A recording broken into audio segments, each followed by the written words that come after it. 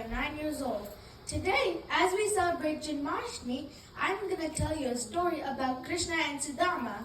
But before we begin, let's all say Hare Krishna, Krishna Krishna, Hare Hare. Hare Ram, Ram Ram, Hare Hare. Here I go. Sudama was Krishna's friend and devotee. He was married to a Brahmin girl and had many children. They did not get enough food to eat. Mother, please, I am so hungry. I need more food. Okay, take this for now, my child, and I will ask your father to get you more. Sudama's wife consoled her children and made them go to sleep and waited for her husband. Once, her husband reached home from his daily visit from temple. My dear, aren't you friends with Krishna, the Lord of Durga, and Krishna is married to the goddess of prosperity, Rukmini? It doesn't matter that we are hungry, but we should at least be able to feed our children enough. Am I not right? What can I do? I am working as hard as I can for my earning, but we cannot ask favors from anybody. My Lord, I beg you, at least for the sake of our children, please meet Lord Krishna. How can I just ask my close friend?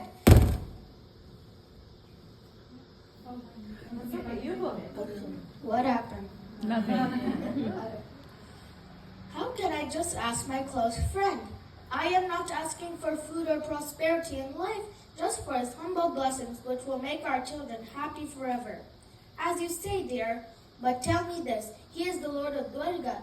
Do you think the gods will let me in? Or what will I give to Krishna after I see him in a long time? My dear, haven't you always told me that Krishna immensely loved boy, right? Just wait, I'll be back in a minute. Sudama's wife ran to her neighbor's house and returned with a handful of boy that she bundled into a small piece of cloth. Here it is, my lord. These are not wealthy goods, but it is Krishna's most favorite food. So please don't hesitate. Please meet Lord Krishna.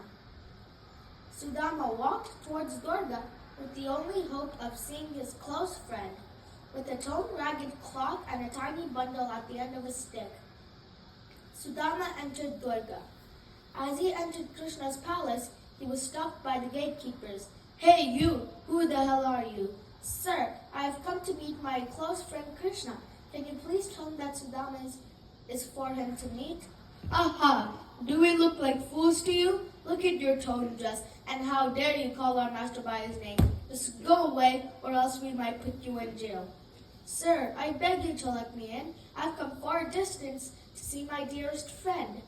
Friend, how can a poor man like you be a friend to our Lord?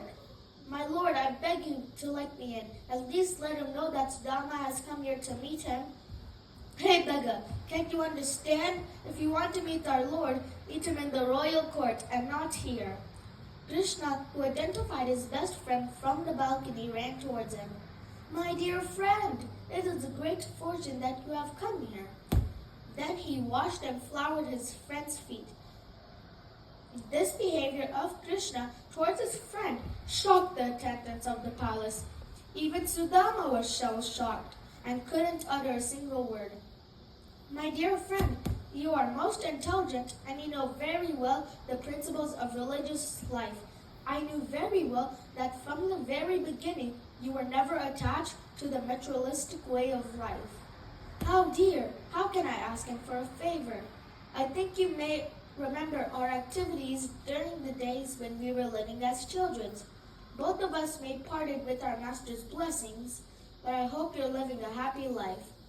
Oh dear, if I say I'm in poor state, then our master's blessings will be proved wrong. No, I don't want anything from you, Krishna. I only want your blessings. And asked, so my dear friend, what have you brought for me? Has your wife given you some nice eatables? How can I offer such an insignificant thing? Sudama hesitated out of shyness. Krishna understood his friend's heart and snatched the bundle of chipped rice. What is this? You have brought me such nice chipped rice. As saying, Krishna ate a morsel of the rice. When he attempted to eat the second morsel, Rukmini, the goddess of fortune, stopped her lord by taking hold of his hand. My dear lord, by taking one piece of rice, he will not only become wealthy in this life, but in the next.